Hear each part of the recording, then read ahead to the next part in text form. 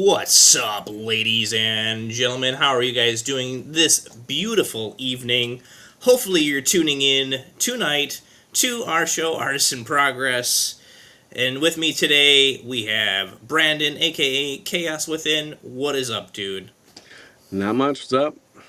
Not much, man. We're getting ready. We're going to be talking tonight a little bit about some of the artists that have influenced us and some things that we've practiced and comics that we've studied from and et cetera, however we want to frame it. But we're going to talk about studying from our favorite artists and all that stuff. And joining soon will be Brian, aka Mantlebeard, and hopefully Mr. Banff, Michael Pritchard, will be also tuning in at some point. But it's you and I for right this moment. What is new with you, my friend? I just did the Fat Cat Bing Bang local con to us in Johnson City, New York, over the weekend, and it was fairly decent. I think that it should get more word of mouth for the one that's going on in the fall. Yeah, Other than that, though, it's pretty rock, good. rock on, man. Just getting prepped for stuff, getting everything ready to rock and roll. You got anything big or major coming out soon? I'm working on a few things. A couple Star Wars things that I just didn't have any in my repertoire, so I'm doing a bunch of that right now. Nice. I'm because the PlayStation State of Play thing happened today. I saw there's a new God of War, so I think I'm gonna do some more video game stuff in the next couple of weeks. So hopefully that's gonna pan out too. Heck yeah, dude. Yeah. Heck yeah. If we got anybody in the chat, feel free to pop in and say hello. We are live streaming everywhere today. Well, as many locations as we could.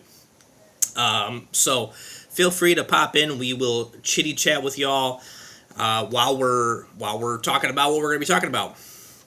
So while we're waiting, I guess I'll drop a little quick announcements and things. And speak of, while we got it, let's bring Mr. Mantlebeard. Ready?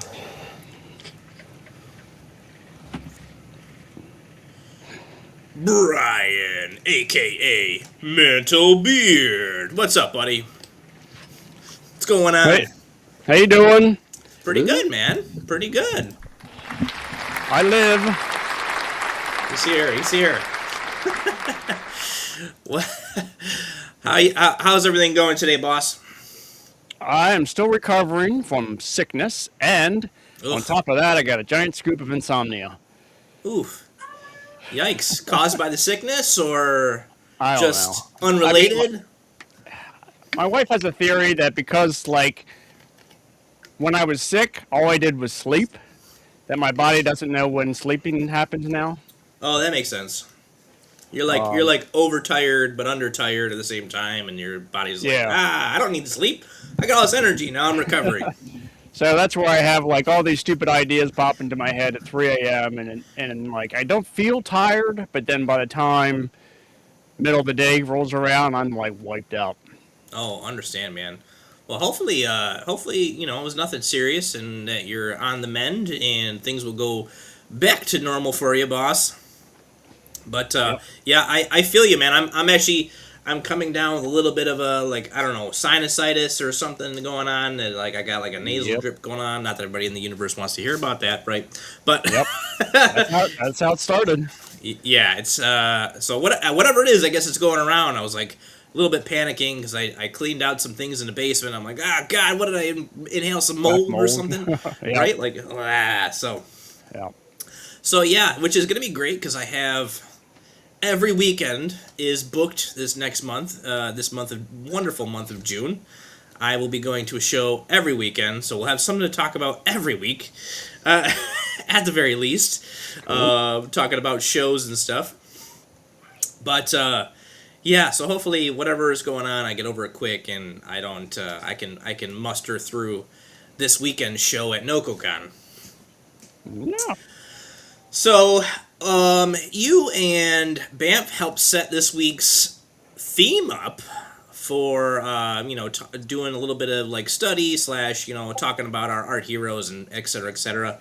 Why don't you give us the rundown on what you're thinking and where you want to go with tonight? I thought we'd just take NyQuil and just kind of all chill out and. I feel like that would be a very boring stream.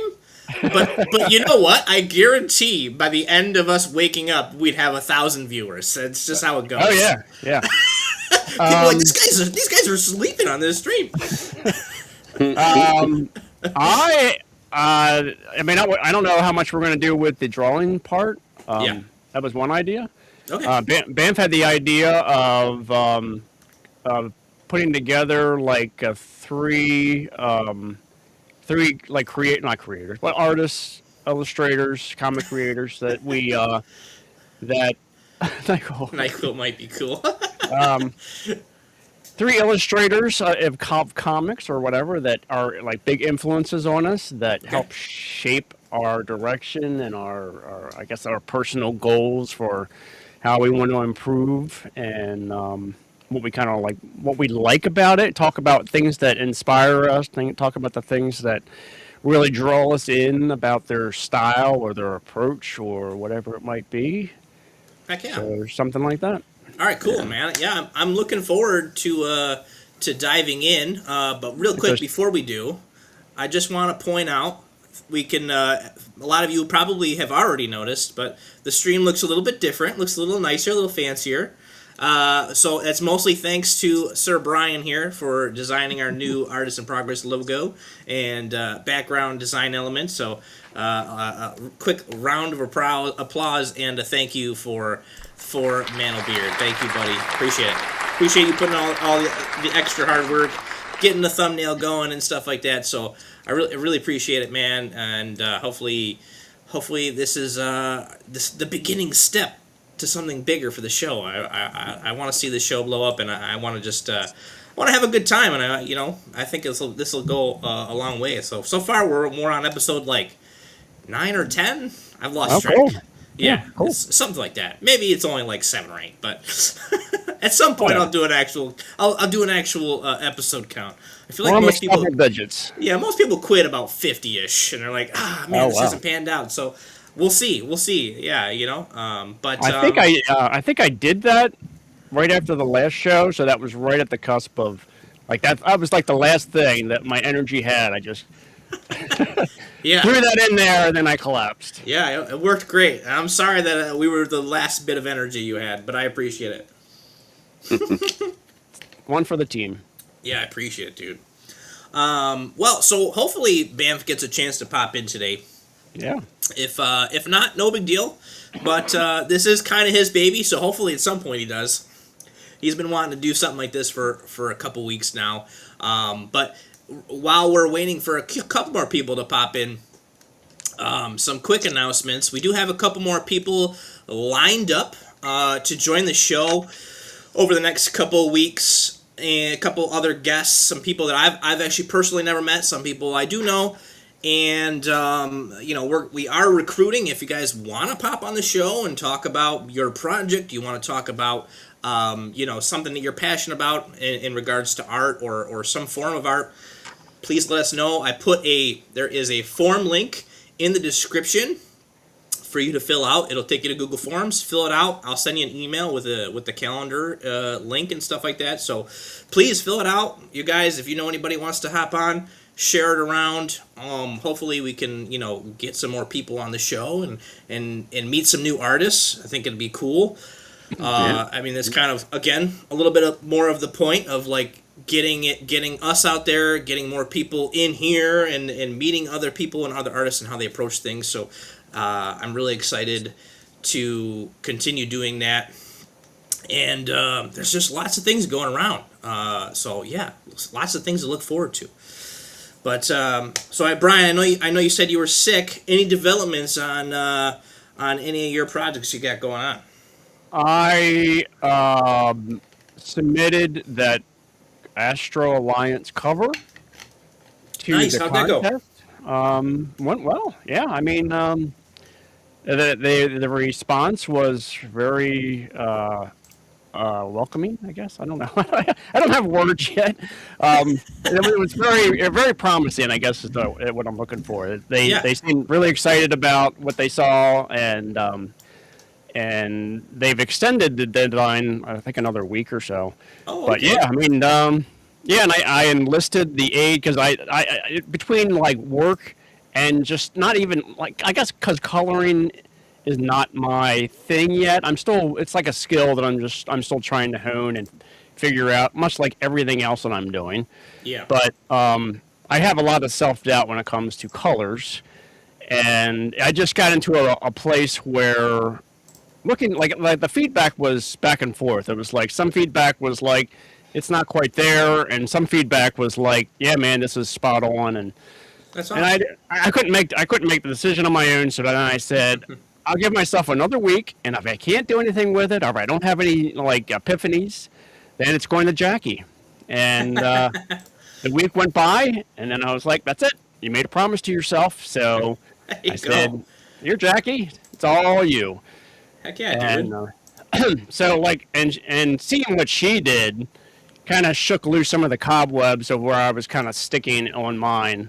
Yeah. And so I was able to kind of push through and finish mine up too. So then I submitted both of them. Nice. So now they're out there in the wild. And Heck yeah, dude. Let me see if I can share this. Hold on one second. Share. Nope, wrong button. Turning my camera off. Okay, let's see if we can share it. Maybe blow it up here. Doo. Spotlight. Okay, I don't know. You guys can't see it super well because it's Instagram. It's tiny. yeah. I don't know why it's so tiny. Yeah, even if I blow it up, it's still tiny. So yeah, from what you can see, right? This is your cover, right? This one here. This is your cover. Yeah, that's my colors. Yeah. Nice, dude.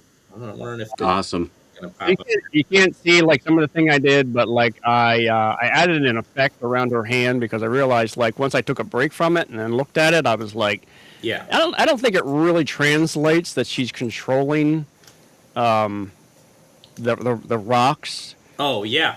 So I added an effect, and then I saw Jackie had put like she did There like a it is. color Oh. hold. Yeah, see that Jackie's. Yeah, that looks great.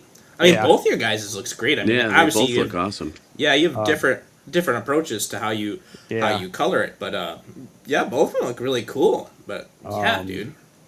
So yeah, I added like a color hold on the outline for the line work for the rocks, and gave Yeah. it like a lighter color, so it kind of gave it like it was being controlled look, and I think some of that, and I manipulated some of the color areas and color balance and stuff, and it. Once I saw that, I was like, you know what, I think I'm good with it, and of Nice. course Jackie's look just, she's just, it's Jackie. What do you expect? Yeah, she does fantastic work. Yep. For those of you who are interested, that's at Jackie Glatz. She's on Instagram and Facebook and Threads. I think is all the same username. So check her out. She does some. Not only is she a colorist, she also is a phenomenal artist herself as well. So Yep. she doesn't just do colors. It just seems to be what she's been preferring to do. So yeah, check her out. Fantastic artist. And Great to work with. And Yeah, when she's not pulling fiberglass out of her hand, she's Oh, yeah. great. She just did a remodel on her house, and yeah, she's been busy the last year. So I unfortunately had to get a couple different colorists over the last year to do a couple other pieces, but primarily Jackie's my usual go-to. So yeah. I'll kill that off the screen. But that's awesome, dude. I hope you win, man. Yeah. I was really tempted to sign up for it, but I'm like, you know what? I think Mantlebeard's got this one. I don't feel like I need to participate. So Yeah, and seeing some of the other covers that are coming through, I mean, it's just really cool to see what everybody has such a different style, and yeah, some of them are like very stylized, not really game graphics, but I guess more like kind of like Batman Beyond, that kind of like it's cartoony-ish, but it also works Yeah. well for very superhero-looking kind of stuff, and just seeing some of the stuff is just like, these are great. They're all great. Yeah, Right. yeah. People like to submit their work to stuff, even when it's unpaid. But I mean, in this Yeah. case, it sounds like they're giving you the reward was obviously your cover, and then they were giving you some copies. Is that what it was? Or Yeah. was there actual cash reward too, or no? No, I think it's just you'll get physical copies of your cover That's awesome. on the So comic. That's cool. That's cool. That's- I mean, that's then really yeah, cool. obviously you have something you can show off too, right? Like Yeah. it's like here's my Yeah. cover. I did this for these guys. Yeah. It's funny because I thought of you today. Earlier today, I came across. So I'm friends with Travis Gibb, who does a lot of projects in the indie space. He works for is it Red Cone or Orange Cone Comics? Right. Yep. I don't know why I always mix the colors up, but he also does a lot for Summit Comics, which he helped launch as well. And they also have a contest going right now for similar deal. You can do a cover for them, and if you win, obviously you get to do the cover. You get a cover for them, and I was kind of contemplating it because I really wanted to work with him for kind of a really long time, and there's some other things. There are some other things that might be happening, which is a little bit hush hush at the moment. I can't really talk about, but yeah. So I was thinking about it, but I mean, you guys go check him out. He's got it listed on his site. If you want to participate, do it up, man. All you can do is either get a really cool piece or hopefully you win, get a Right. cover. And it's always good practice. Yeah, exactly. Right, because there's so much to, and obviously this isn't what the show is tonight is about, but there's so much to developing a cover for something that you have to keep in mind to make it look unique, look interesting, and eye-catching, and all that other stuff. So there's like a whole science, and there's a whole like study you can do for it. So yeah, check them out. Summit Comics. I'm pretty sure there's Summit Comics on Instagram. They'll probably be posting it there too. So. Well, anyways, so let's get into the nitty gritty of tonight. Before we'll start off talking about some of our favorite artists in things that we liked from them, and then we can kind of actually do some little showing off, show and tell, and stuff like that. So Brian, I'm gonna let you take the lead on this one, buddy. All right. Put you on the spot. Great. Hopefully you're ready. Great. Spotlight. Yeah, so I guess the basic question is like, I need to share, because I need to access some files. So Oh yeah. I just share my screen, right? Yeah, Right? yeah. Share your screen. I'll pop it up on the thing here. Okay. So let's do this. And guys, if while we're doing this, if you're in the chat, let us know your favorite artist, or your favorite comic series that you've ever read. It doesn't have to be a comic series either. It could just be an art piece that you've seen that you really appreciate. Feel free to drop that in the comments. I would love to hear what you guys think. Let's start here. How can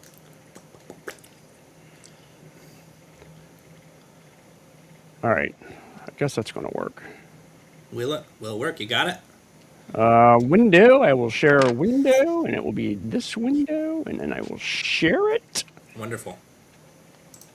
There it is. Is that coming through? Yeah. Here, I'll spotlight it here. Okay. Me spotlight it. Oh, that's Beautiful. cool. So we obviously this is Mike Mignola, Nice. and yes, I'm trying to think of like when he really started to hit. I guess it's more me when I kind of came around to like really loving his art style. Like I would say probably 10 years ago, if you would have asked me, I would have said, he's a little bit out there, not really the look I like. But in like the past decade or so, where I really started to kind of go down this path of less reading. I mean, I read comics, but really studying comics and trying to understand like why artists do and compose and create the panels the way they do and why they create the art the way they do.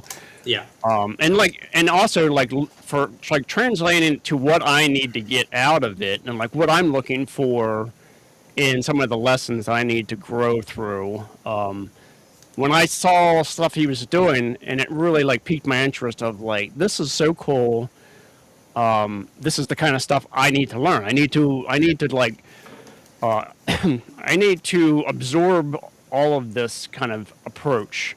Maybe I'm not going to use it exactly the way he does, but just the way he does things. Like, for instance, like one thing that really stuck out to me is like the upper left panel, where this is almost everything he does, but where he uses light and dark almost exclusively, and where he creates, he can pull attention to things just with how he uses the light and dark. So he's got like this dark area that is, we don't even know what it is. We just assume it's something in the room. Yeah. But there's some shadow that's being cast on the wall, and that's helping to, from the light being shown, reflected on the guy. I guess he's the monk or something. His contour is being pulled out, so it brings attention to him, and it's just using that light and dark. So it was like kind of stuff like that I saw, like how much detail that he can put into something just in. Like how he uses the shadows. Like just black the bed. The bed is a great example. Like you get the wrinkles in the pillow. You kind of the organic shape of the bed. Stuff like that really impressed me. What's up, Shining? Says nice Mike Mignola work. Yeah, that's what. That's what we're going over. It's he does a great job. Even Dave Finch references Mike in the way that he does things, which is crazy to think of. Be like how heavy rendering that Dave does. He's still pulling out Mike Mignola books and being like, how do I do this? Oh, this is how I snatch this, but I obviously add my own flair to it and blah blah blah. And like, I love the way he did this and did that, and I think it's great, especially when it's coming to comics, is like to use the blacks in a way to frame things out, adjust and put focus on certain things. Is just phenomenal. And like this, I need to do a little bit Mignola studies myself, because like, he's the goat at that. And and he's not. I think he'll sometimes do more, I guess, standard looking people, but he doesn't. But mostly, like all these characters in this, they all look kind of a little bit weird. And I like that he embraces that kind of thing. He pushes what things should look like. Yeah. And that helps me to get comfortable with. I don't have to have the head just to be an egg shape. I don't have to do the nose doesn't have to be this and that. It allows me to give me some flexibility to go. Yeah. Just try something else. Get a little bit wild when it comes to some of these things. And then the other thing is how he does his buildings, like the texture he adds in the buildings. He doesn't go crazy with it. He just adds a little bit of cobblestone or whatever that is, that kind of effect in there. Just enough. Yeah, just enough to let you know that it's there. Yep. And I love that kind of stuff. So that's some of the stuff that helped me when I was drawing backgrounds. Is like how to not get lost in every single brick. Just what is the minimum amount of brick that I need to show in this alley to suggest that this is an alleyway, but it's brick lined. Yeah. But not so much that it's inundating and maybe detracting from the main point of that scene. Right. And again, I don't know. Did it change for you guys? Where you can see a different one? Okay, good. Yeah. So again, you want to zoom in a little bit so it blows up. Whoa! Oh, that's a lot of nice detail. Oh my god. So like this one, this room, I thought was phenomenal. How much he puts into the detail of the room, and that's like one thing I struggle with is like when I just have a room, what the hell am I going to put in it? And I like seeing how he just approaches what he's going to put in the room. that kind of stuff. And like how much do you actually need to show of it? You can only need to, maybe you only need to show a portion of something, just enough to convey what it is. And this really helped me working on Hyde, because one scene like that was really intimidating was that Hyde is thrown by the Wendigo through a shop window into it's a shop that has just a bunch of shit in it. It's just not, but it's it's got clocks, it's got chandeliers, it's got whatever, and it's like I don't really know what to put in. I mean, it's 1920. I don't even know what shop, like what does the general shop have? They didn't have J.C. Penney or whatever. It's like, what do they have in these things? Right. And I tended, like when I was doing the roughs, I just started drawing clocks. It was just all clocks, and I was like, what is this, a clock shop? Dude, I had that same problem when I was drawing decks, and I'm like, this is a pawn shop that he's entering, and I'm like, what the heck do they sell at a pawn shop? I don't even know, dude. I've never been in one. So I like had to Google a bunch of pictures, and I'm like, God, how am I gonna draw all this like garbage? Yeah. So yeah, it really helps me get an idea for like just woo, we're going way on now. I don't know how to control this. Anyway, pretty drastic. There's one cool thing I want to tell you too. I'm not super familiar with his work, but looking at it from like just a reader's eyes, I guess is a way to say it, is that's what I'm drawn to. Like, you can't see their eyes, but you're looking at their face, wondering what their expressions are, and that draws me into this, which is really cool. And he utilizes light like somebody oppositely would use it, Right. Yep. Yeah. This is crazy. I like it. And like this one of the things that inspired me about this kind of stuff is like I like how he, especially this lower left, how he uses again the light and dark. So like you get the effect of it's heavy, it's dark. You get this over saturated black through most of it.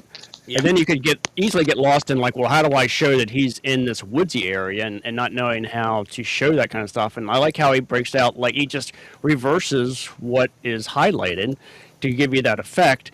And also like the main character is, like the way he composes the panel. So you have this light focus, that's the building, which is an important point. But then you also have the figure, which for me, the tendency would be, well, if I'm drawing the figure, I got to focus on the figure and I got to put all this detail in. And he just threw it all out. It's like, the figure is just a shadow here, but you still get the sense of, part of the story. Yeah. Drawn right to it. Yeah. That's the first thing I can see on the page when I'm looking, like, what was that? Like a shadow that walks right by you in a movie, something like that. Yeah. It sets the tone, right? With the surroundings almost sets more of the tone than the actual character would. Yep. Okay. I think for this one, this is Gotham by Gaslight. I read this when I started Hyde because I didn't know how I wanted to capture the feel of that kind of early America thing, that feeling of like things just kind of being rustic, and I didn't know how to really represent that and I know I didn't want to get heavy into detail. So when I found this and I started skimming through it, I was like, I need to read this because this is like capturing the feeling that I wanted in mine. But what I really like about this stuff is like how he uses like line weight and how much detail he puts in. Like what came to me was like he doesn't do a whole lot with darks as you get closer to the street where the light is. And as you go up, you get a lot more heavy shadows. And it was like, that's genius. Like even like the brick in the buildings, you get more brick as you go up. So you can see more of like the shadows there. And as you go down, you have less of the detail, which implies, there's more light hitting there. And as you go up, there's less light. So you're getting more of that detail. Even the buildings in the background, that kind of stuff really stuck with me. It's just scribbles. It's just some scribbled lines. But it's enough to say that back here is this ominous city in shadows kind of thing. And I loved it. I'm sorry, what was the book? I missed that part. This is Gotham by Gaslight. Yeah. Gotham. Okay, I did hear that. I'm sorry. Yeah. That's awesome. Yeah. It really fits his style for this particular book. Yeah. I think for this one, it's pretty much the same idea of like how. Oh no, I'm sorry. This one, this is one of the things I picked up was like setting the scene became really important to me. Like when you're going to a new area, I like, and he does this a lot. Like when you're going into a new area for something, he sets the scene. Like it could be an intense amount of things going to happen. Batman's going to be kicking some ass right now, but at the moment, it's just like, where are we?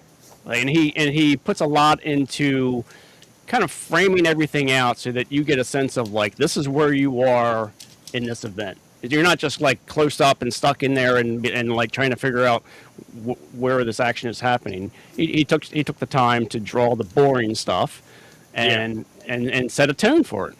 So that's kind of stuff that stuck with me. It was like, I really like it. I like how this makes me feel. This is the kind of stuff I want to adopt when I'm making comics. Yeah, heck yeah. Is that it for this one? No. I think this is more of the same, especially the buildings where you get like less detail down the bottom, more detail as you go up, which conveys that that's where the light source is down there, and as you go up, you're getting more into the shadows. Yeah. But I think that's it for Mike. Nice, dude. Yeah, these are great. Yeah, that's pretty cool. I like the Gotham by Gaslight. It was phenomenal. So I didn't see that. Some kind of prompt. All right. Here, we'll catch up on chat while you're doing that, boss. All right. So let's see. Tom says Magnola is just the best. Let's see what else. And then Shining Silence says his favorite are Mark Silvestri, Greg Capullo are some of his favorites. Well, my friend, you are in luck because we will talk about a little bit of that today. And Tom and Namicon says that his favorite is, some of my favorites right now are Becky Cloonan, Daniel Warren Johnson, and Derek Robertson, who I admittedly am not familiar with. I'm going to have to check this out after a stream. Yeah. Daniel Warren Johnson's doing a lot of the Transformer stuff right now. Oh, okay. Okay. All right. Okay. That's awesome. All right. Thank you for the suggestions. Oh, looks like Bam says his connection is lame where he's at. That's not good. All right, we'll try to figure that out, boss, and then hop back in when you can. All right. Window. All right, we're going to the next one. Rock on. What do we got? You want to take a guess? Ryan Ali. You're probably not going to be able to figure this one out. Oh, all right. I have no idea. What do we got? Ooh. Oh, yeah. Ryan Ali. That's awesome. Love Ryan. Wait, that's weird. What happened there? Is this a double-page spread or something? Yes, it is. Oh, wow. I didn't know he did that. With all the character heads in it. That's cool. What are they all reacting to? One person. Probably. You're probably right. Weird. What happened to my... What happened?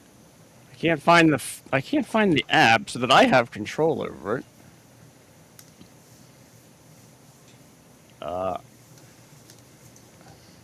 What's it? It's not letting you do something? Yeah, like Technical difficulties. Right. No, I want to be able to change the scenes and stuff, and I don't know what it did. Let me stop sharing for a second and see what happens here.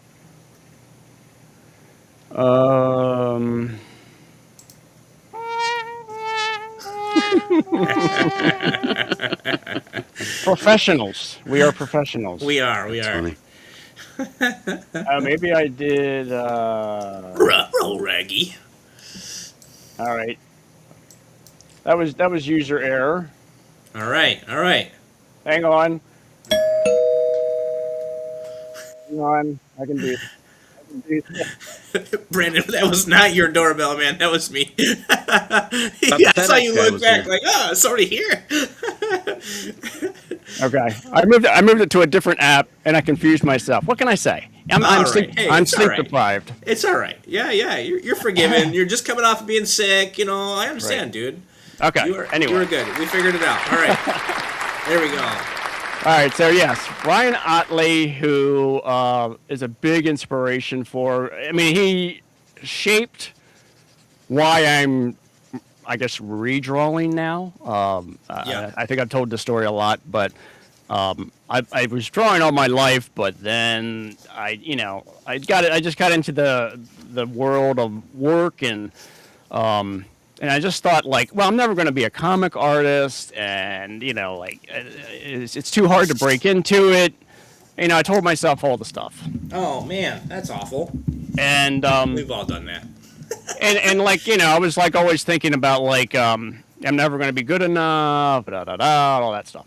Yeah. And and a lot of it had to do with like who I was looking at, that I thought it's sort of that external message that I was internalizing, that I had to draw a certain way. Like I had to draw like Jim Lee. I had to draw like Mark Silvestri. Like I had, everybody wants you to have all these details. Like, and that was sort of the message I had in my head. And it just trying to do that didn't fit, for one, and it just I was never happy with the way things looked. It always just felt too heavy. And then I read Invincible. Actually, I take that back. I read The Astounding Wolfman. I think that's what it's called. Who is Jason Howard, Okay. and that who was also it's written by Robert Kirkman. And wow. and then when I finished that one, it was like, hey, recommended. It was like, do you want to read Invincible? And I was like, nah, I don't know. That's a superhero. I probably, whatever. I'll try it. And what is the hate for superheroes there? What is that? it just became a lot. It just became very repetitive for me. I wasn't getting a lot of. I mean, there were some things that really stood out, but for so much of it, it was just like, yeah, okay, no. And a lot of it seemed really heavy. And I didn't really want that anymore. I went through a phase of like, Like the boys heavy, or what do you mean the heavy? it just got like Hush and that kind of stuff. It just seemed like really, Okay. the subject matter just seemed like very serious. And and I mean, I liked some of it. Like I like, what is it, like Blackest Night or whatever. I mean, that kind of tone is superhero, but it's dark. But it's dark, yeah. But then I read Invincible, and the colors are bright, and like one of the things that, especially why I chose this panel, because this is one of the ones that kind of stood out for me, was that Otley is not afraid to make stupid faces. Like, he does not care. I think he embraces it. He really like leans into just going wild with faces. And I when I was looking through this, I was like, I'm not sure that all of these work like if you're going to draw the Marvel way, but there's a charisma to the way he presents faces and the way he does mouths. Everybody has a uniqueness to them. The head shapes are unique. I really started really looking into like how he does his cheekbones, the side profiles, for men and women. Yeah. Sorry. No, you're good. And I heard later that now when he looks back on this stuff, he's kind of embarrassed about how the women look. But I loved it. Like, it was like, women do not have to be the sexiest looking, va va va boom thing that is on the pages. It's like he has some women that are just like making some faces. That's like it's fear, but it works. And I guess because I kind of lean more cartoony for me anyway. That is like when I saw how much he kind of pushes and pulls shapes in his expressions, that I was like, yes, that's exactly how I want to kind of give myself permission to kind of go a little wild with stuff. Yeah. You That's can awesome. you can see up in the upper right hand corner of this page. That's the Astounding Wolfman. You get a little piece of him. That's Oh, nice. Yeah, so that's why I primarily put this one on, because to me, Otley is, if anything else, he's a master of expressions. Yeah. I just liked when I was first introduced to Otley. I just loved the way that he did his like line work in general Yeah. was just something phenomenal to me. Um, so I was introduced to him when he did Haunt, and Okay. Haunt just was like mind blowing to me. How Right. awesome it was, and like him doing all the rendering of like Haunt's ectoplasm, like webbing and stuff was like, Yeah. this is next level awesomeness. Like if Yeah. Venom had looked anything like this, if Ryan had drawn Venom, and maybe he has, I'm just not aware, then dude, Venom would have been so cool much earlier on. Yeah. So I chose this page. I hope my voice holds out. Yeah, sorry, dude. Oh my god. You don't have to I do check- all I three. che- If you just want to do these two, it's cool. I don't know. I might. As I much think as much as I you feel like like I need to. to. Talk about. Yeah. If you want to take a break, that's fine. So I chose this page because this is another thing that I think is a strength of Otley, is that the energy he puts into some of the goriest shit. I love. I mean, I love how this panel is like in your face. The action is coming right at you. That tissue and sinew and gore that he does, that just explodes everywhere. That he just obviously loves to draw blood splattering. Yeah.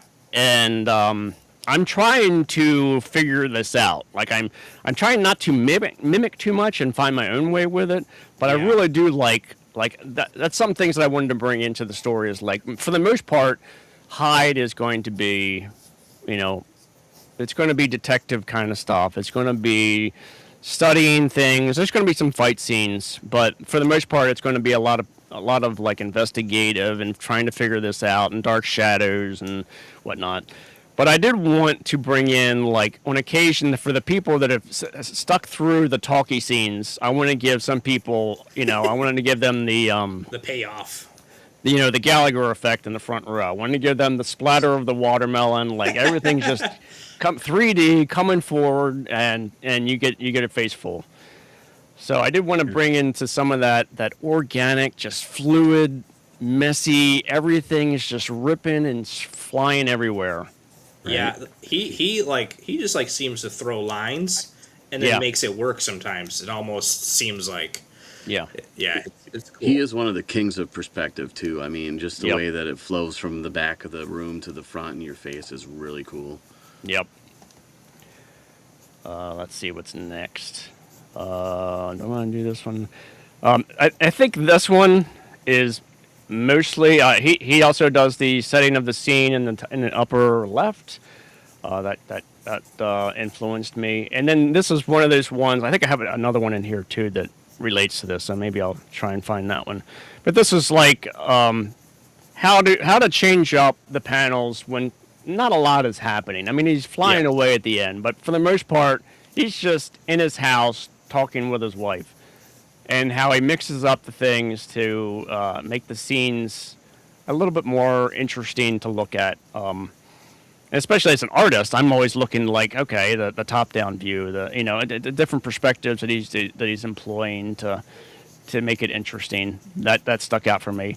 And then another thing, like, I'm sure he's done some of this to help with the word balloons, but also, like, I think I've mentioned, like, so even if you have a character talking, maybe you Yeah. just show a portion of the head, and it's just you can Yeah. use that to kind of you can use it as an excuse to really focus on the eyes or do something some kind of expression or something. But how to break out of just always focusing on what I think is needed, like, well, I got to draw the whole head because that's the person talking. It's like break out of that area of that box of thinking and experiment with different placements of closeness or what I'm showing and things like that.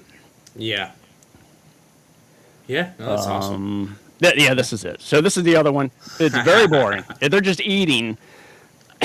But, I mean, he does, you can see from the second panel, the expressions are there. He does goofy faces on the third panel. And the way he breaks it up to be you're close up, you're far away. Yep.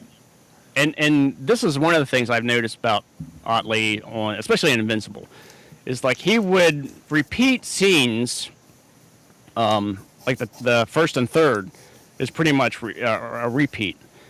But the way it tonally conveys is it kind of comes through humorously. It's like there's like this setting. It's like the setting of a pause to let the audience kind of get in on the joke, kind of thing. Yeah. And plus, it makes my job easier that if I can figure out how Right. this Not really to draw. works, I can just copy and paste, and then Yes, you almost got to pull a little bit of that like animator mentality. Is Yeah. like, what can I do to save time in this scene? Whether it's like I just draw the whole scene out once and I zoom in on certain parts, Yep. or you know what I mean, finding those quick trips to make the pages or panels easier on you. yeah. I did that on Hyde. There was one that I was trying to convey.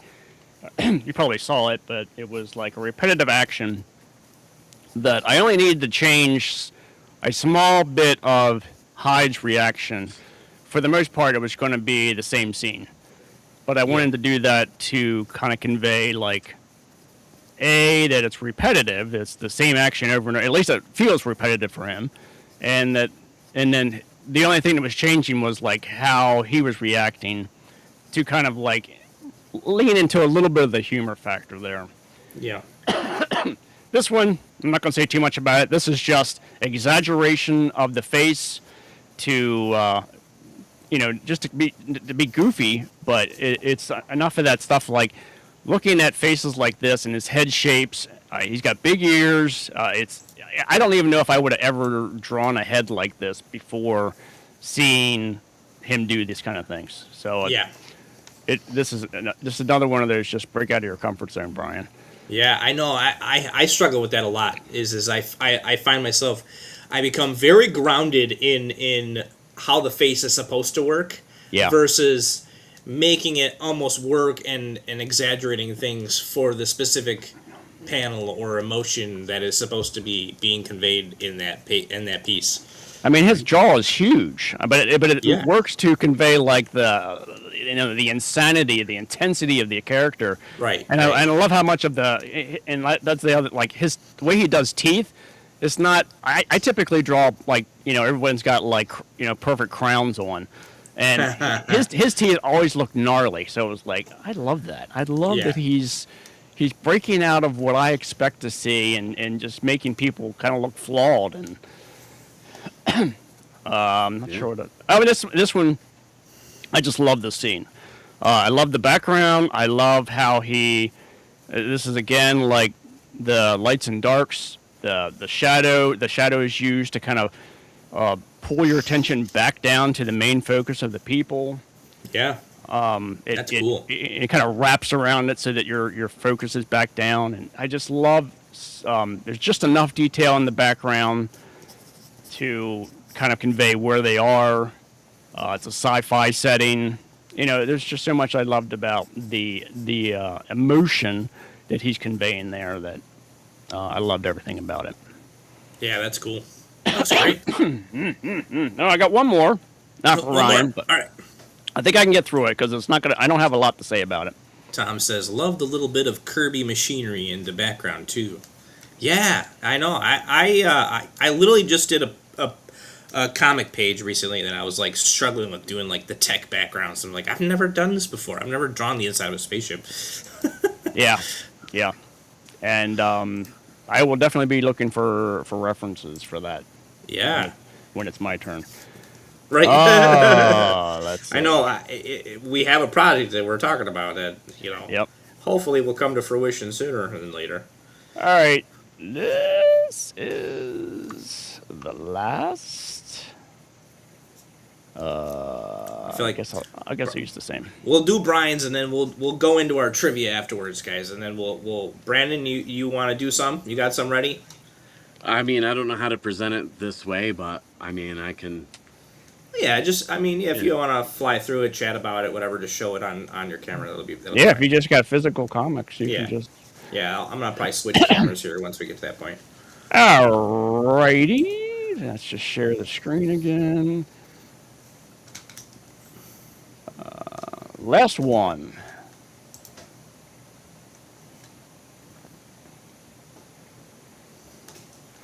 We got it? Yes, there it is. We see it. Ah, Mr. Brett Bean. Brett Bean. Yes. He's done a bunch of stuff. I know he's worked on with Scotty Young on I Hate Fairyland. I think I have that one. Yes. That one is good, but it didn't. I think because of that one's more him just kind of giving Scotty Young what he wanted. It wasn't quite. It was fun, but it was a little bit more bizarre than It's like Courage the Cowardly Dog. It's wild, but it's almost too wild. Yes. But Shout out to Dork, last week's episode. yeah. But Dork really hits the note for me. It's just enough Looney Tunes, and then just like I don't know, regular Saturday morning cartoon kind of vibe. But but for there is kind of an older audience feel to it, at least for me. But like one of the things that I love, and because I love the cartoony aspect, is how he exaggerates things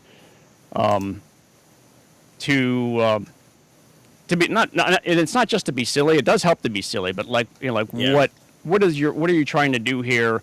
And like the guy that's getting hit, the exaggeration of the impact on the head and the mouth and all those things. Yeah, I love what that's the energy, the expression that's happening there.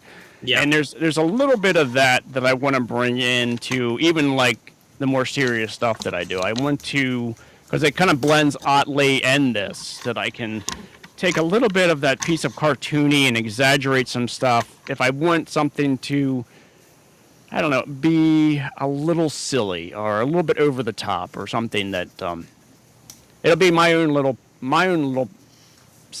special spice that I'm adding into my formula.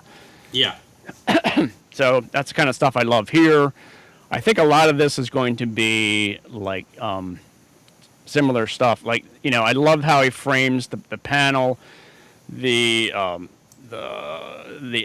pose. I love the pose. It's not just it's not just him coming forward. I love how like the twisting of the torso. It really speaks to me on so many levels that I don't even know if I can articulate.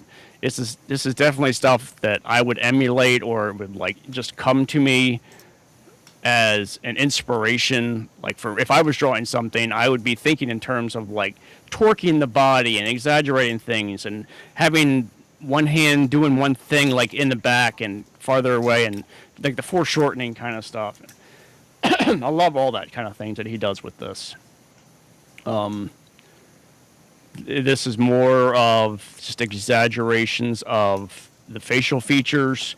I think the one thing I wanted to talk about with Bean was like the way he does not only the humor, but where he does so much for me reading this stuff that the emotion of the character that he uses like he exaggerates expressions and whatnot, but it's the way the person's body is, and it's a lot of it is stuff that I see in like cartoons, like Bugs Bunny, like where they exaggerate the posture of somebody who's feeling sad or something. Like you almost go over the top with how you're demonstrating it. I love that stuff. I don't know why I love it, but I just love it. So that's the kind of stuff I like in Bean stuff.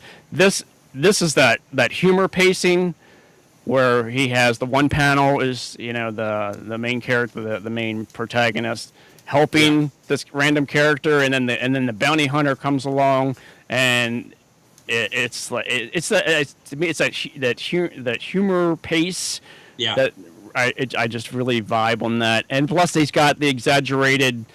I guess that's supposed to be a satyr, but the satyr's face just contorting away as it's being like whacked with the horn. Yeah. Love this stuff. It really just scratches that Saturday morning cartoon itch for me. And this this one is the expression, the exasperation, the shock, whatever it is like feeling. He exaggerates the facial expression, but it's stuff that I will try and do even a little bit on my more serious stuff that I'm attempting to bring a little bit lighthearted, a little bit I guess it's just going to be my style, that stuff that I'm doing. But I love that kind of like his posture, like the weight of everything that he's trying to do, and right now he's just in this moment of like, yeah, I think this is more of the same kind of thing. Just especially the right side panel where his facial expression, the eyebrows, is just beautiful. His line work is great. I love that kind of something between smooth and angular. I love the look of that. And this one is again the same kind of thing. It's just the exaggeration of the facial features to show an emotion, along with conveying like the humor side of it. And that's it. Yeah, that's all I got. This series is pretty funny. My wife was like, "What are you laughing about?" And I'm like, "I was reading the first issue, and I was just giggling. Like, dude, it's got a spiritual flying chicken head. Like, how ridiculous!" Chicken head. Yep. And the chicken can actually possess people. It's fantastic. That's funny. So, all right, guys. So before we get into Brandon's and mine, we'll switch over. We'll do the trivia real quick. Brian, you did a great job, dude. Thank you for going over your faves, man. I appreciate it. Yeah, awesome picks. Yes, fantastic. Brian Brian beat me out for Ryan, so I had to go a different route. But all right, let's do our trivia. You guys ready? Feel free to comment as the questions pop up. So, and then we'll do the tally of who got what right and wrong. It's just for funsies, guys. So, yeah, these are just some trivia questions I put together. So, without further ado, let's go into it. This was interesting. This one's very interesting. Which comic book character did Michael Jackson want to play so much that he attempted to purchase Marvel Comics in the 1990s? A. Moon Knight. B. Smooth Criminal. C. George. Or D. Spider-Man.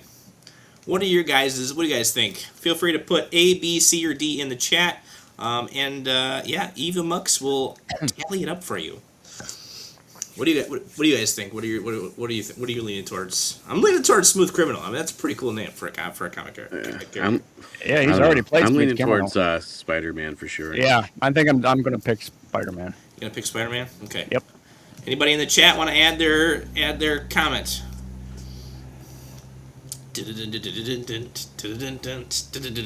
Ow! Nothing. And the answer is Spider-Man. Hey, we did get it. We did get somebody that said, oh, okay, good job. So yes, Spider-Man. I did not know that. I thought it was an interesting trivia fact. Weird. In the DC universe, Batman keeps several surprising trophies inside the Batcave, including a giant penny and a massive tarot card. What full-size prehistoric creature does he also keep in there? A saber-toothed tiger. B, George Flintstone. C, Perfect. A giant T-Rex. Or D, a pterodactyl. What do you guys think? Feel free to put your answers in the comments. What do you guys lean towards? I like that. Definitely I like C. that Batman. Thank you. Yeah, it is C.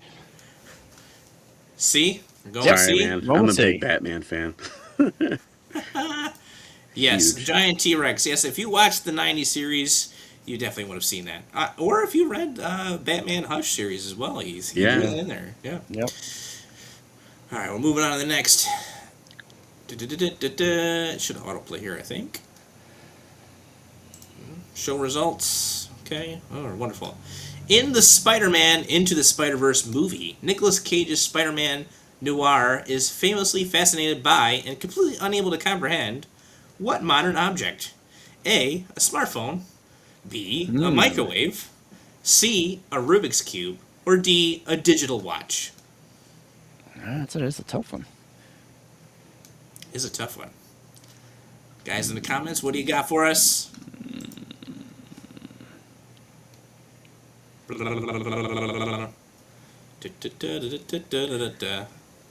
I'll hold out. What does Michael think? Michael says C. A Rubik's Cube. I think Michael might be right. The answer is indeed a Rubik's Cube. Yes. Mike, Did you guys catch are the new one? winner. What's that? Did you guys catch Spider Noir yet? I did. Yes, that's why I chose this because I'm like I'm on episode one. it's out and I'm like what a better topic to choose than something that is current. So yeah, I'm into like the third episode now and it's really good. I'm enjoying it quite a bit. Yeah, I was watching. That was one of the things I was just constantly streaming while I was in bed. Was watching that. All right, so here we go. Beautiful. I'm already set up and ready to rock and roll.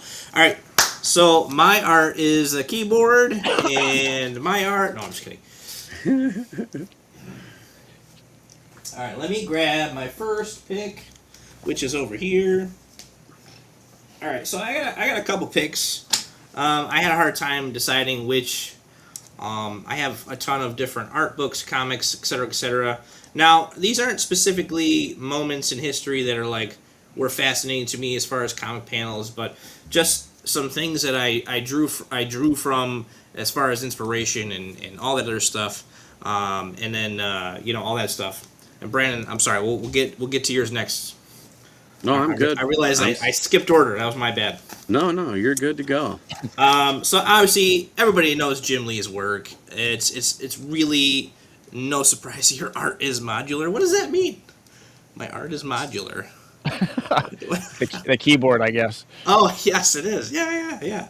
It comes as no surprise. I've always enjoyed the way that Jim does like his faces and stuff and everything and I mean I'm kind of now just trying. I'm beginning to get away from that specifically in the way he does faces and stuff.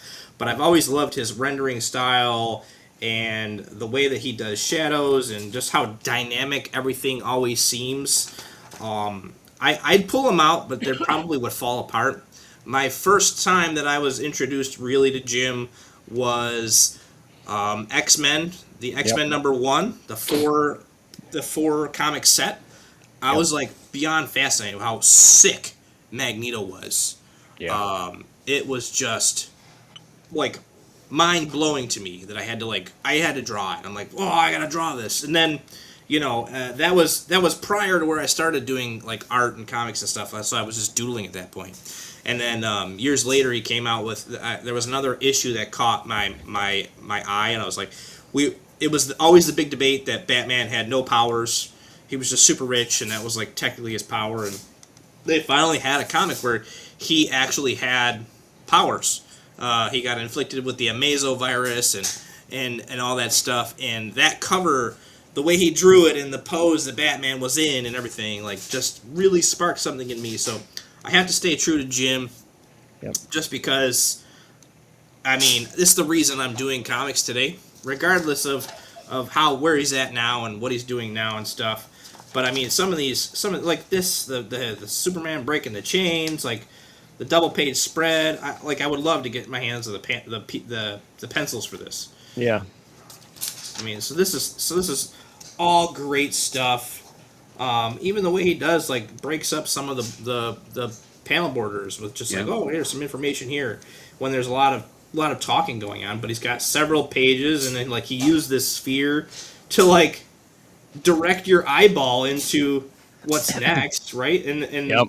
you know what I mean? It's just the way it's set up, and I mean the letterer obviously also did a fantastic job. But yeah, everything about this has like almost perfect flow to me from where you're reading from A to B. Now, some of his newer stuff, he hasn't have as much time to go as crazy and dynamic, but he still does some fantastic work. So Justice League, this is the new 52. I was hardcore into the new 52 series. Oh, here we go. Here's something I can kind of show off. It's such a silly thing to think about, but like a coloring book to see the inks. Like this thing is awesome. This thing is awesome. Perfect. I mean, I'm never gonna color this, but I have that book too. It's awesome. yeah, I mean, I got it at Five Below forever ago for like $5. It was like quite the steal. This was like the first like art book I had collected ever. Your kids aren't going to color that? What's that? Your kids aren't going to grab a hold of that and color it? Oh man, don't even get me started. We've lost one or two of these that we had. Oh, really? Yeah. My kids like to color on anything, but like, yeah, just how awesome and detailed everything is. Yeah. I'm nowhere near this level. Like, nowhere near this level. Maybe someday I will be, but I feel right like now, those guys, especially Jim Lee and Silver Street, like their time at Image really set a new era of how to approach comic art. yeah. Yep, definitely. And me and Michael were talking about it last night. It was like, we were talking about it, and it's like, sometimes I compare myself, and I'm like, I'm nowhere near where these guys were at that point in their career. But you got to think about it, right? They were able to draw for 8 hours a day, right? Mm-hmm. When they were doing Image and stuff like that, they sat down and they drew for 8 hours a day. So they were able to improve that much faster because of how much time they put in. It's really like, and it is true. The amount of time you put into your craft and your hobby really does matter. 10,000 hours to become a pro or something is what they say, or a master or something. It takes. So I mean, the closer you can get to that by drawing every day, right, and drawing for as many hours a day, the closer you'll get to where you want to be. So, but yeah, this was cool. This was like my first ever like art ink book I ever collected, and now I'm like obsessed. Anything I can find, I'll get my hands on. I get my hands on it. So my second pick is Sir Finch, and the reason I pick Finch is again not specifically because of comic work he did. He did fantastic job on Moon Knight, and I have a couple of Avengers that he did. All great issues, and like I wasn't really at that point until he started doing YouTube videos where I really kind of woke up to like how phenomenal his art actually was. Like you just, in my mind of minds, it's almost like you can't really comprehend it until you see it big. Like on a comic page, it kind of comes off a little dark, and it comes off very very render heavy, but that's obviously that's his style. But blown up full size, these things are immaculate and beautiful. So like the smaller comic pages just doesn't do his work justice at all. But like, so I ended up getting his art book as well when they came out with it, and I got the fancy little signed card thing. That's awesome. Yeah. Pretty sick. This art book is phenomenal. I'd say if you can get it. It has a lot of his pages and stuff in it. And there's like a lot of like super dynamic scenes, the way he rendered and stuff. But like to me, he's almost he's like the father to my art skills now because of all the tutorial videos and stuff he did. And if without him and several other artists, I wouldn't be nowhere near where I'm at today. Because I would still be trying to figure out how to draw a face without looking at anything. It's very very backwards. You're like, well, I don't have a point of reference. Like this stuff, like this is great. Oh yeah, that's cool. Yeah, sorry about the camera. Oh yeah, that is amazing. sweet. Can you imagine having to draw this all and like staple it together and glue it, tape it together, and have to deal with the edge here and Hours and hours and hours of yeah, work right there. yeah, hours of rendering, and Yep. like to keep it that clean. I mean, obviously you can still see like some of the stuff he erased in the background and whatever, and like that's all fine and dandy, but like just to sit there and do this, That's like my favorite part is when amazing. he draws and he's got that messy sketch stuff. I love that. Yeah, I love his pre-render stage. It's my Yeah. favorite because like just the way he lays down the figure is mind-boggling and amazing to me because he does it so quick, and B, they're just you can tell exactly what he's going for before he even finishes. Yep. So like yeah, I love this rendered style and like these clean pencils. This is something I aim to get when I get to that level and I want to be at. So yeah, Dave Finch, one of my favorites. So I'm gonna go over and I want to check this out.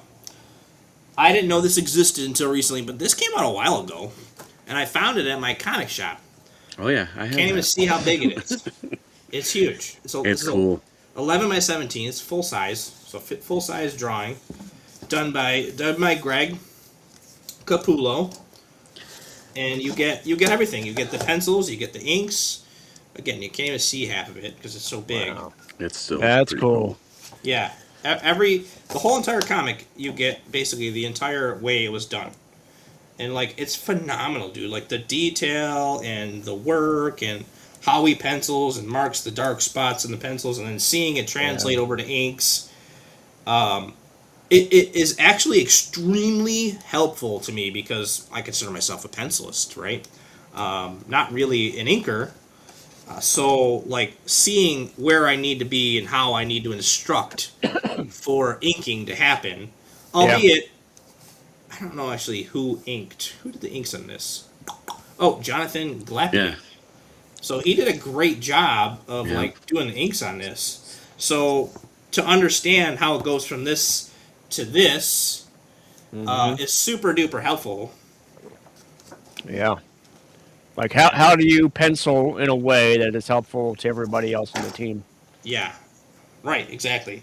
And you know, a lot of these guys are pretty loose, and once they find their inker that they like, right, like they get to a trust level where like, oh, well, you know, I know if I don't render this all the way through that my inker will do that. So like that's something I look forward to someday. Just having an inker I can work with to do all this stuff. But just seeing like this how minimally this is drawn, Yep. but you know, seeing it fully inked out, right? Like it reads. Yep. Yeah. Yep, and like this, like he used a lot of blacks in the background here behind whatever the ship is to obviously highlight the rest of the characters. I mean, obviously they're in space, but it really gives you that flow of like, oh, here we're coming back around to get to the next panel. So like that's a lot of the things that I look for when I'm looking at these types of things. It's like, how did you get the flow to work? Like, what did you use to frame that out? So, really love it. This was again a new get, but it came out in like 2016 or something. Yeah. And Wow. so I've been Hybrid using metal. it. I've been using it pretty. Is that like an Amazon thing? I think you can get it on Amazon or eBay for like cover price. To be honest with you, it's not, And I got mine at Fat Cats and JC. It was a definite get when I saw that there. That's nice. That's awesome. Yeah, I don't know how my comic store that I went to randomly had it, but they had it. One more I'm gonna just show off real quick, and then we'll head over to Brandon. I know I kind of flew through mine. Brian, you did a fantastic job, much better than me. But gotta love me some Joe Mad. Joe Mad is great. Joe Mad, dude, this guy, phenomenal. I actually just picked this book up, Yeah. but I am thoroughly enjoying the way he does a lot of what he does. Yeah. I'm not specifically gonna say that I want to emulate a lot of this because he's very like, you know, anime meets comic, Yeah, he's like a But fusion kind of thing. yeah, but the way he does like his line work and stuff like that on a lot of this stuff is really what I'm looking at for when I'm looking at him. But I can sit there and I can appreciate the way he does hair, and I can appreciate the way that like he does the rendering on the face and like how he draws his like pissed off face and stuff like that. So something I look forward to. But then like he has those moments where it's like, this is very serious, right? Like he dials it back. He dials back the animated for the more serious stuff, and like that looks great to me. Yeah. You know what I mean? So I love Joe Matt. I love the way that he does a lot of his line work and stuff, and just the energy he brings to some of the designs that he's got. Like, and I'm still trying to figure that out, because there's like a lot of dark to his line, but at the same time not. So he is like super masterful as far as that goes. Yeah. I love his hands. Yeah, his hands are awesome. There's one. Of course, it's like a robot hand, but yeah, it's great, and the way he renders it is super cool. Like this one here, and like it's very blocky, and I love that. But then like he'll do like the dark shadows on the back of the hand, and I've started to emulate that a little bit myself. So yeah, Joe Matt is a great pick, and I'm actually looking to collect maybe this whole entire Darksider series, because I've actually never read it up till now. I was actually introduced to him through the work he did. Was it Amazing Spider-Man or Fantastic Spider-Man or something? Where it was like it was Spider-Man and Hulk on the cover, and that was that was one of my things that I had to add to my collection. It was fantastic. So What I book bought is that? comic series. The one I'm talking about. Yeah. It's Amazing Spider-Man or Fantastic Spider-Man or Oh something no, like that. the Darksider one you were saying. Oh, I don't know. Was I saying something about Darksiders? I heard you say it. I think that's Battle Chasers, right? Yeah, Battle Chasers. Chasers, This yeah. one. Yeah, this is Battle Chasers. Yeah, this my is bad. some of his earlier works. Yeah. But I know I he does. definitely want to get more of those. Yeah, I know he does a lot more like animation and stuff nowadays. But He definitely fits right in with an Image Comics type of artist too, because like just the way that their setups are on their covers are just, I don't know, they're great, especially for him. yeah. So great work, great artists, and a lot of fun. And these are all things I'm going to be studying moving forward. And actually, we got Avenging Spider-Man. Thank you, Michael. Michael said Avenging Spider-Man is what I'm referring to. Yeah, those are great pencils too. To see those are amazing. So Brandon, let's see, what do you got for us, my friend? Well, I just sent you a bunch of stuff on Facebook because I didn't know how to do it on Oh, this sure, I can pull it thing. up. Yeah, So I'll do it in the order that I sent it to you. yeah. Hold on, let me pull it up. Yeah. Boop, boop, boop, boop. And Momentary. I actually stumbled upon the this artist on accident when I was going through my shop app, and I was Okay. looking for like weird things to buy, and then she popped up on here. So definitely great. I'll let you know who it is when it pops up. Maybe Yeah, people give me a will know. second. Sorry, guys. Yeah. Uno momento, por favor. This is me being prepared. You are all good, man. I know it's kind of a last minute dealio, so hold on. Some of them are loading still. Okay, let me share my screen. Share my screen. Let me change my screen over here to Facebook. Boom. There we go. So this is from Neo Wonderland, Sia Ohm's own book. She is great at character design for sure. I mean, it's crazy, and she does a lot of these colors with watercolor. Yeah, that's cool. So, I mean, this in particular, she designed this from head to toe, her own everything, and the storytelling for this is pretty good too. I mean, she right now it's in the Kickstarter stage for a lot of what she's doing for this book. Oh wow. Okay. But yeah, so this is her character Saint, And like I said, great character design. He's like the main character so far that I've seen. Okay. And then you can go on to the next one. Yeah. Again, another great character design. She's got like, it's almost anime, but comic book together. So I mean, Yeah, it's an interesting combo. I love definitely the a way she fan. does She likes females. to use. Sorry about that, Brian. Go ahead. No, I was just gonna say I was saying like I love how she draws females. It's so it just works. It's Yeah. like that's where I want to get to that point. Yeah. Yep, her colors. Look at the colors on these pages and stuff too. Oh man. It's just crazy, and she knows how to set focal points for sure, especially in like a big city setting, and that draws you right into like the big buildings, and the expressions on their faces are not like bland. You know, they're actually looking at something. You know. Oop. Sorry. Hold on one second, guys. I clicked there off the picture. Boop, boop, boop. Yeah, these are cool. I like the colors for sure. Definitely cool. So this here's from Oh wow, that's Lola great. XOXO, or Hugs and Kisses as I call it. I watched her draw this from pencil all the way to color, and just the way that she does it, she can talk through the whole thing. And sometimes, like when I'm drawing or anything, I am completely silent. My tongue's hanging out of my mouth. You know, it's this to me is like, and I'll use music as a huge reference for me too.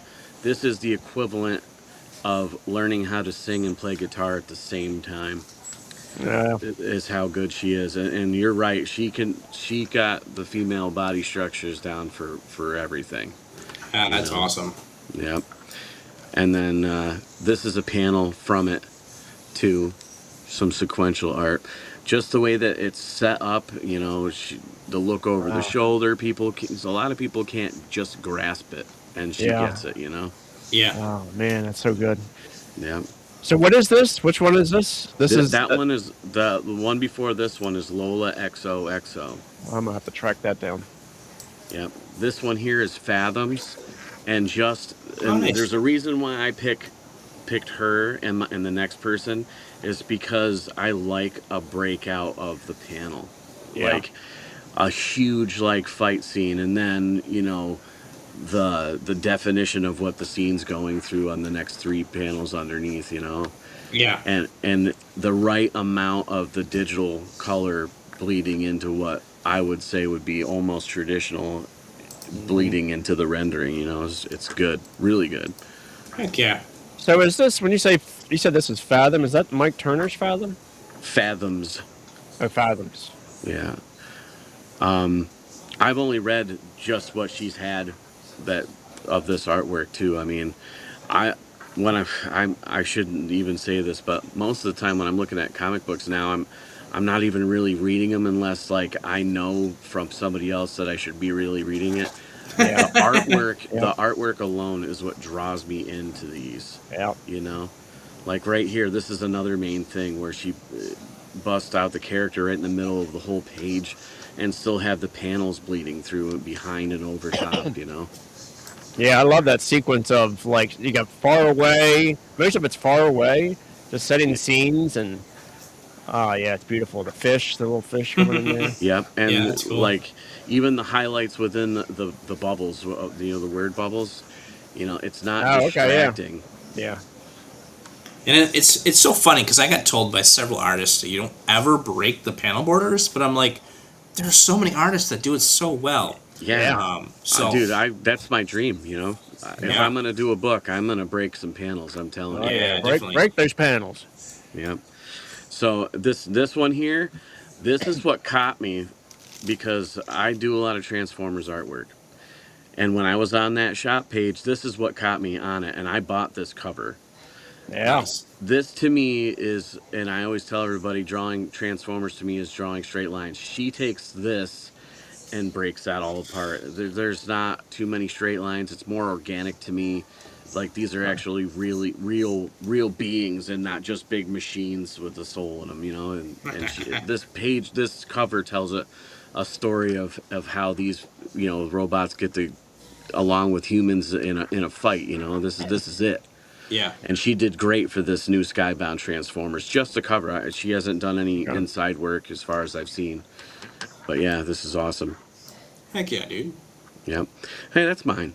Oh, yeah, there you are. Here's One of my sketch card you recently did, yeah? yep. Very cool. Yeah. It's really great. Did I send the next ones? I think I did. Hold on. I don't know why I went to that then. Oh, I did. Oh, you did, yeah. I don't know why I went to. That's weird that it went to a different image. Yeah, it's all right. So, McFarlane, Good old Todd, Toddy boy, the did Todd the father. Todd father. So, Yep. like this got me from when I was really young, and my dad is the one that actually introduced me into Spider-Man. This is my introduction to Spider-Man. Was when McFarlane was doing it, and the way that it was when I was young was like, oh, cool, Spider-Man. But now that I'm older, and I can appreciate that he puts the dark in where it needs to be. And Spider-Man, to me, if it was dark the entire time, I would have chosen Spider-Man over Batman for a long, long time.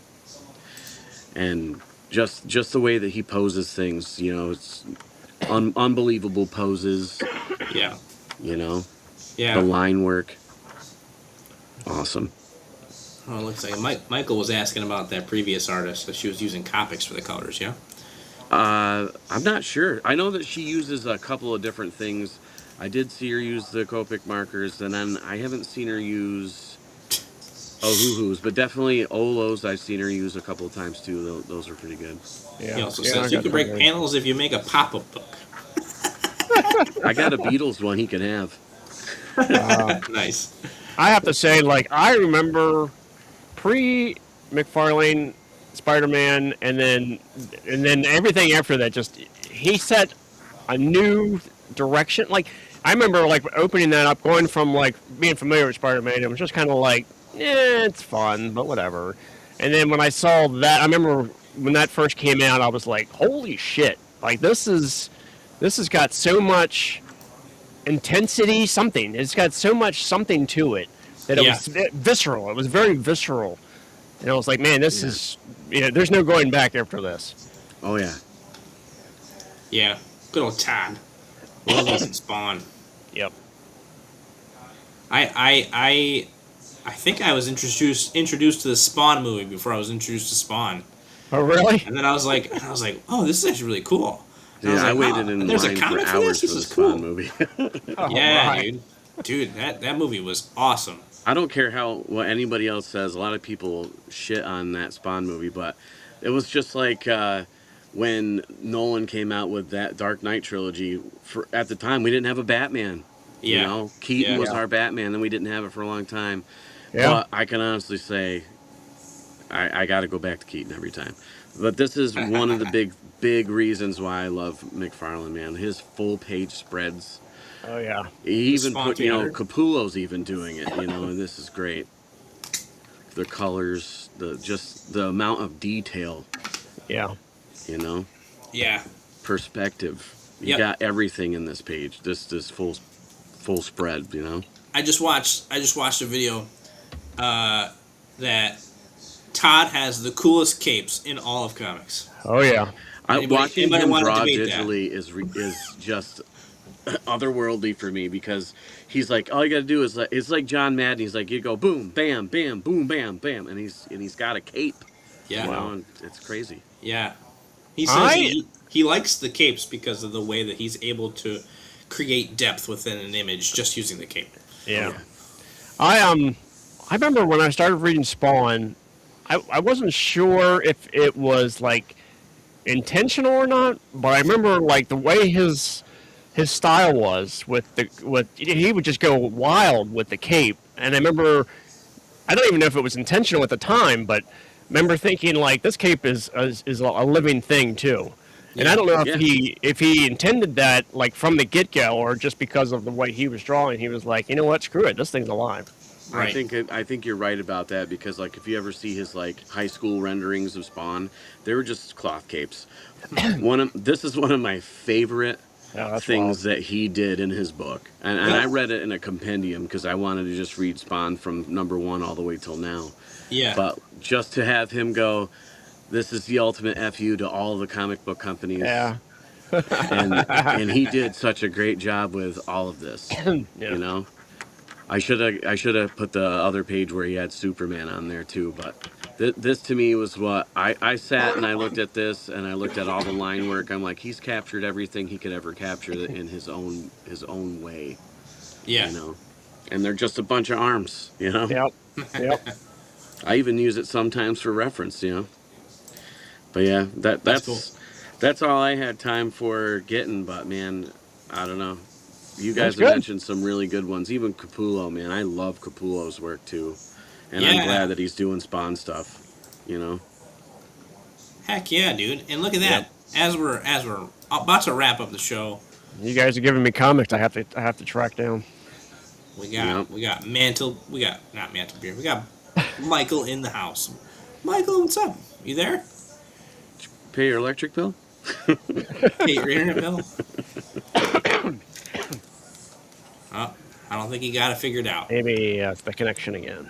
Yeah, that stinks. Oh, Yep, we gotcha. There he is. there he Hello? is. I see a picture. Cool Hey. beans. All right. You need a tan. All right. Yeah, so this is going to be super ghetto production style. So the guys that I usually gravitate towards, like Mark Silvestri, all that kind of stuff, Yeah. I kind of stayed away from because, yeah, we'll kind of get people interested in maybe other artists that they haven't really heard before or that they need to go check out. Yeah, dude. But yeah, anyways, so I'll make this quick. The guy that I picked is, because I couldn't find any of his brother's books because I'm still moving, Yeah. is Andy Kubert. There you go. And Oh, Andy Kubert, yeah, Andy Kubert Wow, is, Joe Kubert's son, the brother of Adam. And he just has like a style that has dynamic energy. He's right now just being, on this book, he's being inked by Sandra Hope. But he's recently started to do a lot of the stuff by himself as far as inks and everything. But That's he killer. has a great dynamic action about him. Is He that- has Is that White sometimes. No, this one is Damien, son of Batman. Knight? Oh yeah, that's And cool. so this I kind of forgot they like did that. came off of the heels of Grant Morrison's Batman 666. Oh, okay. yeah. That's cool. When Damien, there was like a standalone story where Damien was taking over the mantle of the Batman, but he was a hyper violent little freak. Yeah.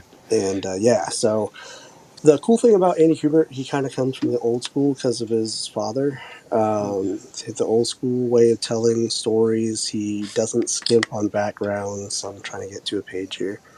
He doesn't skimp on backgrounds. He doesn't really skimp on details. He sets the mood. He sets the stage. He is a storyteller first, even though that, he kind of came in. You guys were talking about what was it? Batman Gotham by Gaslight? Mm-hmm. Yes. Yeah. Another That's Brian's.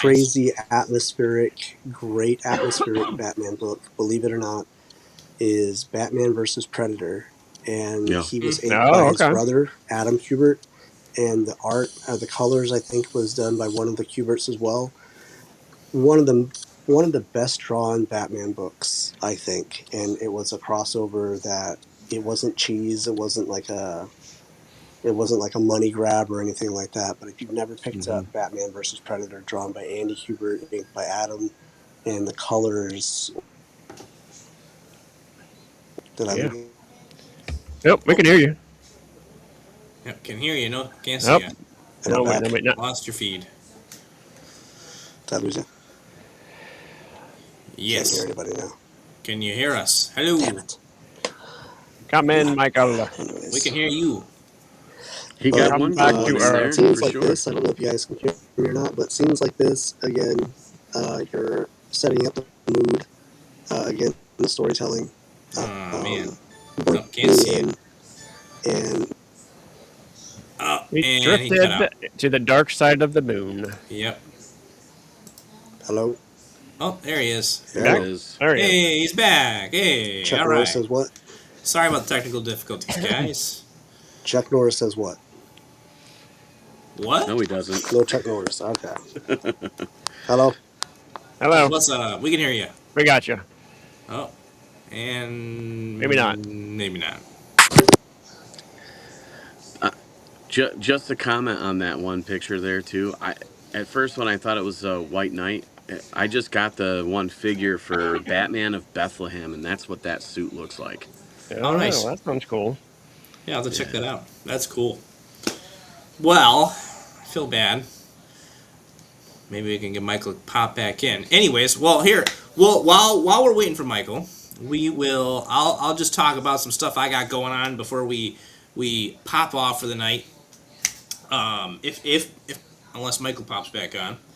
But so I have in my hands officially the Moppets, the Absolute Moppet comic covers. Finally, they are in. This is my one of one that I'm thinking I'm gonna hang on to for a while. It's one of one. But That looks. Was that bagged? yeah. This one is bagged. Yeah, man. That came out sweet. That It, looked- yeah, it it looks did. Yeah. awesome. Here's the trade. So I got the trade. I got the trades and the virgins, and these are available for pre-order if anybody's interested right now. So it is a comic. You can see, it's an actual comic inside. Yeah. Yeah. So these are available for pre-order right now. Well, I guess now order. So I will be shipping them out later this week on the website sketchingthebeast.com. Head on over there. I also have a link in the description if you guys are interested. So go check it out. Everybody that enters, everybody that pre-orders, I guess I should say, will be entered from now until July 1st. Everybody will be entered to win one of the glow-in-the-dark metal foil variants worth about $80 to $100, and a glow-in-the-dark variant, which is about valued, I think it's about $30 to $50. I don't remember exactly the price. And we're going to be doing a second giveaway of those. What? 5 of 5. A second giveaway will be performed on this channel. I'm actually not entirely sure the date yet, but like and share this show, like and share this channel, and you will be automatically entered to win as long as you are watching the stream when I pull the winners. So that is how it has to be. So we'll be doing that next month, in the month of July. So give us a little bit of time to get some more steam running for this. And we gotta get entered to win. I'm very excited. I'm very excited cool. to have these in my hand. They're super cool. I thank you very much. Oh, here we got Jerry's back in the chat. What's up, dude? Thank you to Jerry for supporting this project, getting behind it financially, and you'll be able to, if you sign up on the website, you'll be able to sign up for the subscription, which will you can also win. There's a third chance to win by heading over to his show, which will be July 1st. And heading over to his show and just participating in the show, and you'll be also entered to win a third giveaway. So we got lots of chances to win. So get in on them because these are gonna be sick. I will be doing some remarks on some of these soon, so I'm very excited. So if you have any cool ideas for Moppet characters as other characters, Batman characters, let me know, guys. I'm cooking some ideas up, so love to hear your thoughts. That is pretty cool. Yeah, it's very cool. Yeah, very excited. So, anything you guys have before we wrap up for the night? Go ahead. Yeah. I mean, the only thing I have to add is and partially from seeing like how good yours came out, but I got a little defeated about the progress of my Moppet, but I'm now, because I guess taking a break from it, now I'm like back into, I think I want to finish it. I have a new approach to it, and I'm gonna finish it, get it out there. Heck yeah, dude! I'm excited to see that one. That one's gonna be so sweet. And if you do like a spot fold treatment on that one, dude, ooh, that'll be so cool. Yeah, so we'll hopefully see that here soon, guys. So stay tuned for that. Brandon, what about you, boss? Anything coming up? Anything you want to talk about, promote? I don't know. Not. I wish I had more news. I want to do a Kickstarter for my own book. I'm hoping it's going to be this year, but I'll tell you the name of it. It's called Never Dead, Okay. and maybe I'll have something ready for maybe the next time if you guys have me on. I might have something to show. We'll All right, see. dude.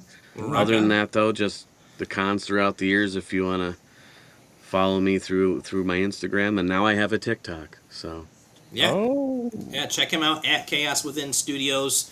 I'll make sure that there's a link in the description later today after the show wraps up. But so yeah, give us a follow, guys. Go check out what we got going on.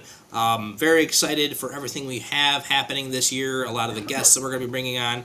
Again, if you know anybody that wants to be on the show, I would love to highlight other creators. So send them that form. It's in the link in the description. And yeah, have them fill it out, and we'll get them on the show as soon as possible. Because I mean, we only do this once a week for now, so it'll fill up quick. If I start asking people, it'll fill up quick. So we got a lot coming down the line. I got a couple of guests that are coming next month. So I'm very excited, and yeah. Thank you guys for tuning in, and Brian, thank you for hanging out with me and co-hosting with me. And until next time, y'all have a great night. you too. Peace. See ya.